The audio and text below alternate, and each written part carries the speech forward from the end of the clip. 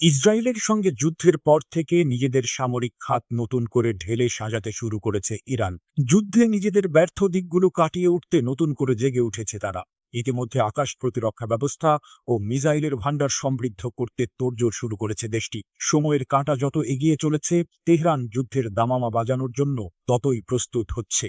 দখলদার ইসরায়েল এবং আমেরিকার পরবর্তী যে কোনো হুমকির জবাব দিতে তারা এখন পুরোপুরি প্রস্তুত। অস্ত্রের ঝনঝনানি, ক্ষেপণাস্ত্রের গর্জন আর সামরিক মহড়ার ঘনঘটা, এই সবই যেন নতুন এক ইরানের আগমনী বার্তা বহন করছে। অতীতের ক্ষতকে শক্তিতে রূপান্তরিত করে ইরান এখন নিজেদের সামরিক দুর্গকে এমনভাবে সাজাচ্ছে যাতে শত্রুপক্ষ যে কোনো আগ্রাসনের আগে দ্বিতীয়বার ভাবতে বাধ্য হয়।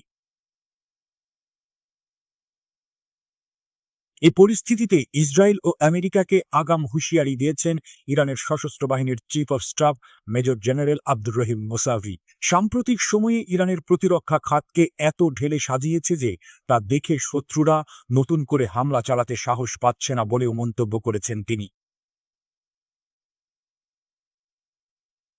বুধবার তেহরানে ইসলামী বিপ্লবী গার্ড বাহিনীর গ্রাউন্ড ফোর্সের একটি কৌশলগত সদর দপ্তর পরিদর্শনে গিয়ে এই মন্তব্য করেন তিনি।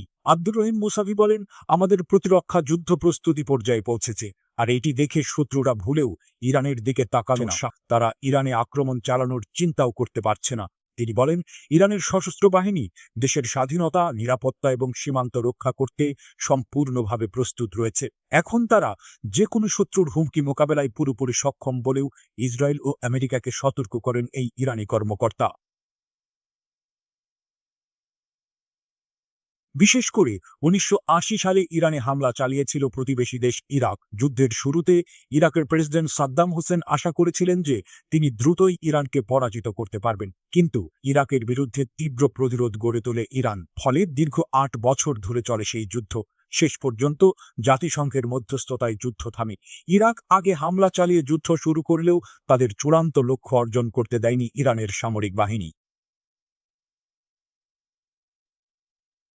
গত জুনে ইরানের পরমাণু কর্মসূচি থামাতে আকস্মিক হামলা চালায় দখলদার ইসরায়েল। এরপরই তীব্র প্রতিরোধ গড়ে তোলার পাশাপাশি ইসরায়েলে মিসাইল হামলার বন্যা বইয়ে দেয় ইরান। পরে ইসরায়েলের পক্ষ নিয়ে হামলা চালিয়ে গুড়িয়ে দেয় ইরানের সামরিক বাহিনী। বাধ্য হয়ে যুদ্ধবিরতিতে যায় ইসরায়েল ও আমেরিকা। ৮০-র দশকের ইরাক যুদ্ধ এবং গত জুনে ইসরায়েল ও আমেরিকার বিরুদ্ধে ইরানের বীরত্বের বিষয়টি মনে করিয়ে দেন দেশটির সশস্ত্র বাহিনীর chief of staff major general Mousavi. তিনি বলেন, শত্রুর আগ্রাসন মোকাবেলায় প্রতিরক্ষা ও সামরিক খাতের সক্ষমতা বাড়ানো ইরানের মূল কৌশল হয়ে দাঁড়িয়েছে। আর এ কারণে যে কোনো ধরনের আগ্রাসনের বিরুদ্ধে ইরানের এখন আরও প্রতিরোধ গড়ে তোলার সক্ষমতা অর্জন করেছে বলে ইসরায়েল ও আমেরিকাকে